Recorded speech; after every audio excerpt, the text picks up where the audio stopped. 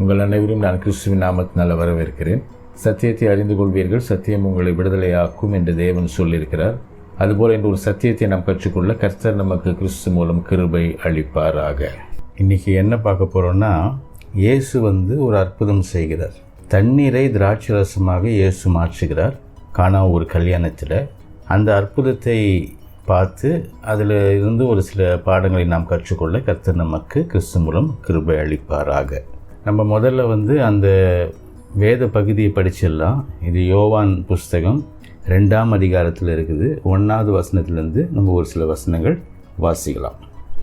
3ஆம் நாளிலே கலிலேயாவில் உள்ள கானா ஊரிலே ஒரு கல்யாணம் நடந்தது. இயேசுவின் தாயும் அங்கே இருந்தாள். இயேசுவும் அவருடைய சீஷரும் அந்த கல்யாணத்துக்கு அழைக்கப்பட்டிருந்தார்கள். திராட்சை ரசம் குறைவுபட்ட போது இயேசுவின் தாய் அவரை நோக்கி, அவர்களுக்கு திராட்சை ரசம் இல்லை என்றாள். அதற்கு இயேசு, ஸ்திரீயே, எனக்கும் உனக்கும் என்ன, என் வேலை இன்னும் வரவில்லை என்றார். அவருடைய தாய் வேலைக்காரரை நோக்கி, அவர் உங்களுக்கு என்ன சொல்லுகிறாரோ அதன்படி செய்யுங்கள் என்றாள்.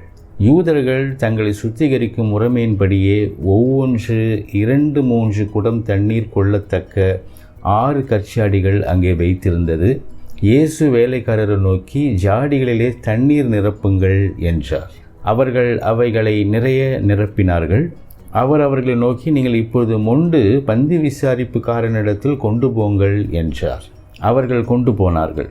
அந்த திராட்சை ரசம் எங்கே இருந்து வந்ததென்று தண்ணீரை மொண்ட வேலைக்காரருக்கு தெரிந்ததை அன்றி பந்தி விசாரிப்புக்காரனுக்கு தெரியாததினால், வேலைக்காரருக்கு தெரிந்ததை அன்றி பந்தி விசாரிப்புக்காரனுக்கு தெரியாததினால், அவன் திராட்சை ரசமாய் மாறின தண்ணீரை ருசி பார்த்தபோது மணவாளனை அழைத்து, எந்த மனுஷனும் முன்பு நல்ல திராட்சை ரசத்தை கொடுத்து ஜனங்கள் திருப்தியடைந்த பின்பு ருசி குறைந்ததை கொடுப்பான்.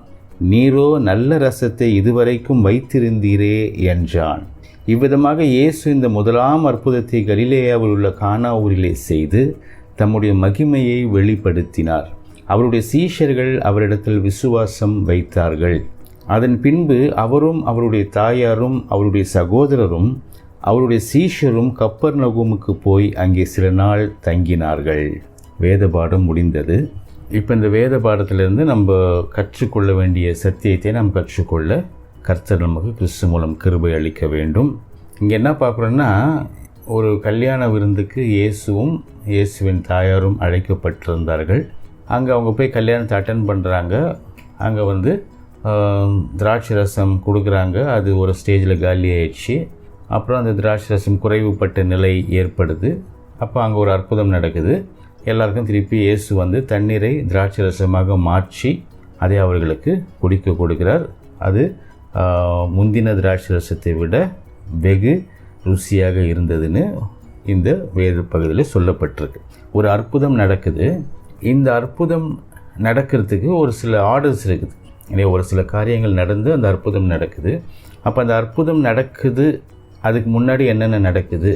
அப்போ நமக்கு ஒரு அற்புதம் நடக்க வேண்டும் என்றால் நம்ம வாழ்க்கையில் நாம் கற்றுக்கொள்ள வேண்டிய, கை கொள்ள வேண்டிய காரியங்கள் என்ன என்பதை பார்க்கலாம்.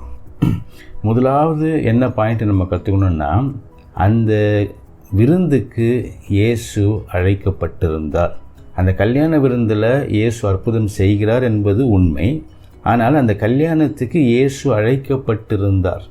ஒருவேளை அவர் அழைக்கப்படலைன்னா அங்கே திராட்சை ரசம் குறைவுபட்டிருக்கும், பலருக்கு திராட்சை ரசம் இல்லாமல் போயிருக்கும், எந்த அற்புதமும் அங்கே நடந்திருக்காது. அப்போது நம் வாழ்க்கையில் அற்புதங்கள் நடக்க வேண்டும் என்றால் இயேசுவை நம் வாழ்க்கையில் நாம் அழைக்கிற மக்களாய் இருக்க வேண்டும். First point. எப்படி அழைப்பது? அவரை நோக்கி கூப்பிட வேண்டும் இல்லையா? நமக்கு இருக்கிற நோய், வியாதி, பிசாசின் தொந்தரவு, குடும்ப பிரச்சனை, வறுமை, கடன்கள், இந்த மாதிரி ஒரு நிலையில் கடவுளே, எங்கள் நிலைமை இப்படி இருக்குது, எங்களுக்கு உதவி செய்யுங்க, எங்களை காப்பாற்றுங்க அப்படின்னு நம்ம அவரை நோக்கி கூப்பிடும்போது, அதை இக்கட்டான நிலைமையில் நம்ம ஒரு உதவிக்காக இயேசுவை அழைக்கும்போது அவர் நம் வாழ்க்கையில் அற்புதம் செய்கிறவராய் இருப்பார் என்பதை நாம் உணர்ந்து கொள்ள வேண்டும். First point. செகண்ட் பாயிண்ட்டு, இயேசு எங்கே அழைக்கப்பட்டார்? எங்கே அழைக்கப்பட்டார்னா, ஒரு திருமண நிகழ்வுக்கு அழைக்கப்பட்டார்.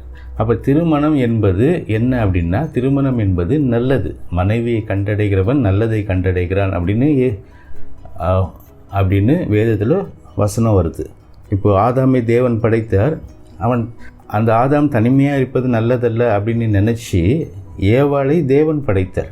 அப்போ திருமணம் என்பது it is a plan of God இல்லையா? தேவனுடைய ஒரு திட்டமாக இருக்கிறது. It is a will of God, தேவனுடைய ஒரு சித்தமாக இருக்கிறது. அண்ட் காட் இனிஷியேட்டட் மேரேஜ், தேவன் திருமணத்தை ஆரம்பித்து வைக்கிறார். அப்போ தேவன் எங்கே அழைக்கப்பட வேண்டும் அப்படின்னா ஒரு நல்லதுக்கு அழைக்கப்பட வேண்டும் இல்லையா? எனக்கு சிகரெட் வேணும், போதைப்பொருள் வேணும், சாராயம் வேணும், நான் வேசித்தனம் பண்ணோம், விபச்சாரம் பண்ணோம், அதுக்கு இயேசு எனக்கு உதவி செய்யுங்க அப்படின்னு நாம் கூப்பிட்டா இயேசு வருகிறவர் அல்ல இல்லையா? அந்த மாதிரி நம்ம கூப்பிட்டா இயேசு நமக்கு உதவி செய்ய மாட்டார். அப்போ நம்ம இயேசுவை ஒரு நல்லதுக்கு, என்னோடய நோய் குணமாகணும், என் வியாதி குணமாகணும், என்னோடய குடும்ப பிரச்சனை ஒழியணும், என் கடன் ஒழியணும் இல்லையா? ஸோ என்னோடய பாவம் ஒழியணும், என்னை நெருக்குகிற தீமை ஒழியணும், இப்படின்னு நாம் காப்பாற்றப்படுவதற்கு நல்ல உதவிகளை, நல்ல காரியங்களை, நல்ல அனுகூலங்களை தேவனிடத்திலிருந்து நாம் பெறுவதற்கு தேவனை கூப்பிடுகிற மக்களாக இருந்தால் தேவன் நிச்சயமாக நமக்கு உதவி செய்வார். ஏன்னா தேவன் நல்லவர் என்பதை ருசித்து பாருங்கள்னு பைபிளில் வருது. அப்போ அவர் நல்லவர் என்பதை நாம் உணர்ந்து நல்ல காரியங்களுக்கு அவரை அழைக்கிற மக்களாய் இருக்க வேண்டும். அடுத்தது மூன்றாவது, நம் தேவைகளை தேவனுக்கு தெரியப்படுத்த வேண்டும். அப்போ கடவுள் என்ன சொல்கிறாருன்னா, கேளுங்கள் தரப்படும், கேட்கிற எவனும் பெற்றுக்கொள்ளுகிறான் அப்படின்னு சொல்கிறார். ஆனால் இன்னொரு இடத்துல என்ன சொல்கிறாருன்னா, நீ கேட்பதற்கு முன்பாகவே உனக்கு என்ன தேவை என்பது அவருக்கு தெரியும். அதனால் அதிகமான வசனத்தினால, அதிகமான வார்த்தையினால் நீ அளப்பாதே இல்லையா? சாலமோனும் சொல்கிறார், உனக்கும் தேவனுக்கும் உள்ள தூரம் ஜாஸ்தி, அதனால் நீ தேவையில்லாத வார்த்தைகளை போட்டு உன் ஜெபத்தை பண்ணாத. நீ ஜெபம் பண்ணுறதுக்கு முன்னாடி உன் தேவைகள் எல்லாம் கடவுள் தெரியும் அப்படின்னு இருந்தாலும் தேவன் என்ன சொல்கிறாருன்னா, கேட்டு வாங்கிக்கோ அப்படின்றார். இல்லையா? இப்போ என்னென்னா, இங்கே திராட்சை ரசம் குறைவுபடுது. அவங்க அந்த குறை, இது இல்லை, இது வேணும் அப்படின்ற ஒரு நிலைமையை இயேசுகிட்ட போய் சொல்கிறாங்க. அதாவது அவர்கள் தேவைகளை தேவனுக்கு தெரியப்படுத்தினார்கள். மூன்றாவது காரியம். நான்காவது காரியம் என்னென்னா, சிலர் சொல்லுவாங்க இப்படி, இயேசுக்கிட்ட அவங்க டைரெக்டாக போலியே இல்லையா? அவங்க மேரி மாதா இல்லையா, இயேசுவோட அம்மா மூலியமாக தானே போனாங்க அப்படின்னா, இயேசுவோட அம்மா மூலியமாக போகும்போது இயேசு செய்யலை இல்லையா? இயேசுவோட அம்மா மூலியமாக போன உடனே அவர் செஞ்சுருந்தாருன்னா அந்த கதை வேறு. இது என்னென்னா, அவங்க அம்மா மூலியமாக போன உடனே, ஸ்ரீயே உனக்கும் எனக்கும் என்ன, என் வேலை இன்னும் வரல அப்படின்னு சொல்லிட்டு அவங்கள கழட்டி விட்டுறார். அந்த நேரத்தில் இல்லைம்மா உங்களுக்கும் இதுக்கும் சம்மந்தம் இல்லை, நீங்கள் போங்க அப்படின்னு சொல்லி விட்டுறார்.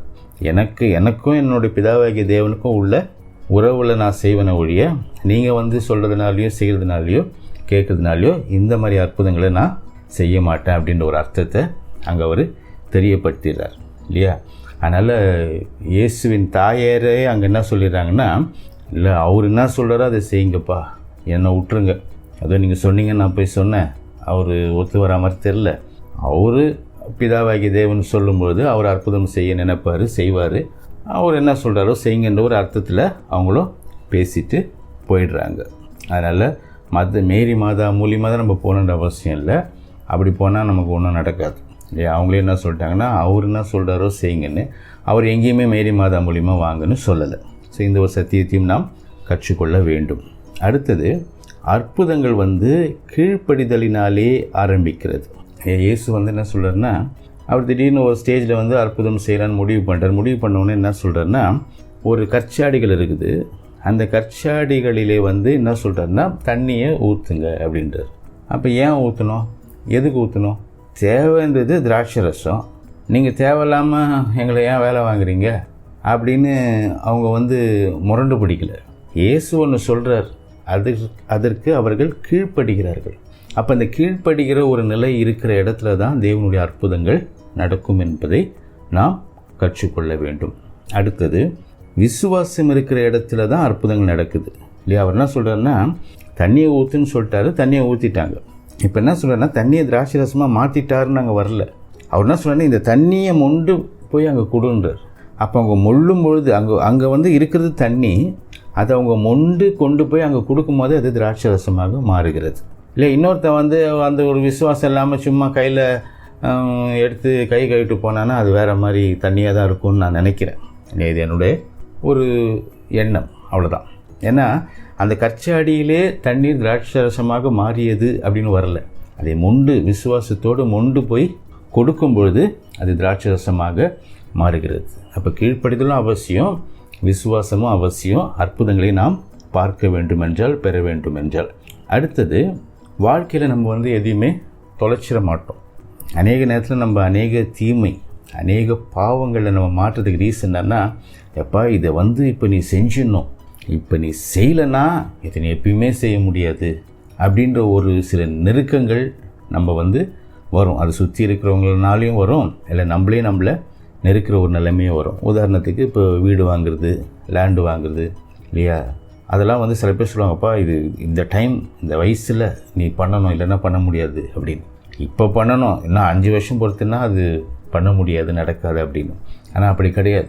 இன்றைக்கி கஷ்டமாக இருக்கிற சில காரியங்கள் அடுத்த 5 வருஷம் பொறுத்து நமக்கு ஈஸியாக இருக்கும்படிக்கு தேவன் நம்மை உயர்த்த அவர் வல்லவராக இருக்கிறார். சில காரியங்கள் ஞானமாக நமக்கு கடவுள் வாய்ப்பு கொடுக்கும்போது பிடிச்சிக்கணும் என்பதும் உண்மை. ஆனால் நம்ம இப்போ நமக்கு நடக்கலைன்னா, இப்போ நம்ம சில காரியங்களை செய்யலைன்னா அது எப்பயுமே நமக்கு நடக்காது, எப்பயுமே நம்மளால் செய்ய முடியாது அப்படின்ற ஒரு எண்ணம் நமக்கு இருக்கக்கூடாது. அது இப்போது நம்ம பெறாத காரியங்களை கூட சீக்கிரத்தில் கடவுள் கிருபையில் வேறு நல்ல முறைகளில் நாம் பெறக்கூடும். அது அங்கே தான் அவங்க சொல்கிறாங்க இல்லையா, ஒரு தண்ணீரை திராட்சரசமாக மாற்றி கொடுக்கும்போது அங்கே எல்லாம் என்ன பேசிக்கிறாங்கன்னா, எப்போ நீ ஃபஸ்ட்டு எல்லாருமே நல்ல திராட்சரசத்தை கொடுப்பாங்க, அப்புறம் போக போக அதோட தரம் கம்மியானதை கொடுப்பாங்க. ஏன்னா தண்ணி கலந்து கொடுத்துருவாங்க போல இருக்குது. தரம் கம்மியானதை கொடுப்பாங்க. ஆனால் நீங்கள் ஃபஸ்ட்டு கொடுத்ததை விட அடுத்தது கொடுக்குறது ரொம்ப ரொம்ப விசேஷமான திராட்சரசமாக, சிறப்பான திராட்சரசமாக இருக்குது அப்படின்னு எல்லாரும் புகழ்கிற அளவுக்கு அங்கே காரியங்கள் இருக்குது. ஏன்னா தேவன் இறங்கி செய்யும் பொழுது, கடவுள் நமக்கு உதவி செய்யும் போது, நாம் இதுவரைக்கும் இழந்த அனைத்தையும் அதற்கு மேலும் நாம் பெறும் பொழுது நம்மளுடைய later part of our life இல்லையா, நம்மளுடைய வருங்காலம், எதிர்காலம் ரொம்ப சிறப்பானதாக, ஆசீர்வாதமாய் இருக்கும் என்பதை நாம் உணர்ந்து கொள்ள வேண்டும், கற்றுக்கொள்ள வேண்டும். அடுத்தது,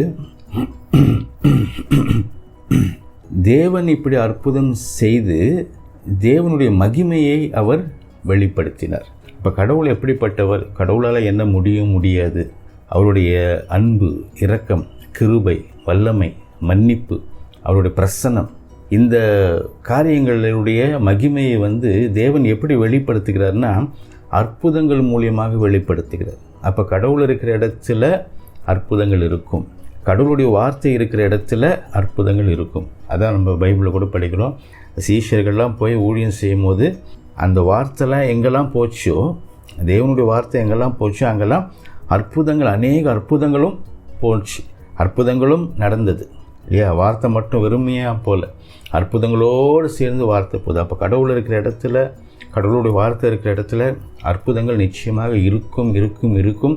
அற்புதங்கள் மூலியமாக தேவன் தம்முடைய மகிமையை வெளிப்படுத்துகிறார் என்பதையும் நாம் கற்றுக்கொள்ள வேண்டும்.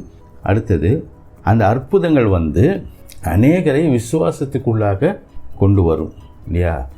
இந்த யோவான் 2:11 வாசிக்கலாம். இவ்விதமாக இயேசு இந்த முதலாம் அற்புதத்தை கலிலேயாவில் உள்ள கானா ஊரிலே செய்து தம்முடைய மகிமையை வெளிப்படுத்தினார். அவருடைய சீஷர்கள் அவரிடத்தில் விசுவாசம் வைத்தார்கள். இல்லை, இந்த அற்புதத்தை பார்க்க கடவுள் செய்கிற அற்புதம், இயேசு செய்கிற அற்புதம், தேவன் செய்கிற அற்புதம், தேவகுமாரன் செய்கிற அற்புதத்தை மக்கள் பார்க்க என்ன நடக்கும்னா, அவர்கள் கிறிஸ்தவ விசுவாசத்தில் ஒரு நம்பிக்கை உடையவர்களாக இருப்பார்கள் இல்லையா, நம்பிக்கை வைப்பாங்க. இப்போ அந்த கிறிஸ்டியன் சர்க்கிளில் இந்த மாதிரி அற்புதங்கள்லாம் நடக்குது, நம்மளும் ஏன் அங்கே போய் அற்புதத்தை வாங்கிக்க கூடாது அப்படின்னு மற்றவங்க நினைக்கிற அளவுக்கு காரியங்கள் இருக்கும். நம்ம போய் சும்மா சொல்கிறதுனால இப்போ நம்ம எப்படின்னா அற்புதம் பக்கமே போகிறதில்ல இல்லையா. நமக்கே கைவலி, கால்வலி, நோய், வியாதி, பிசாசின் தொந்தரவு, குடும்ப பிரச்சனை, வறுமை, கடன் உட்காண்ட்ருக்கும். அப்புறம் நம்ம போய் மற்றவங்களுக்கு என்ன சொல்கிறது, செய்கிறது இல்லையா. ஆனால் கிறிஸ்தவம் அப்படிப்பட்டதில்லை. பவுல் சொல்கிறாரு, இது ஒன்றும் கிறிஸ்தவம் என்பது வார்த்தையினால் மட்டும் இருக்கிற காரியம் அல்ல, வல்லமையான தேவனுடைய செயல்களினால் ஆன காரியம் இல்லையா. நம்ம மற்றவங்க இங்கே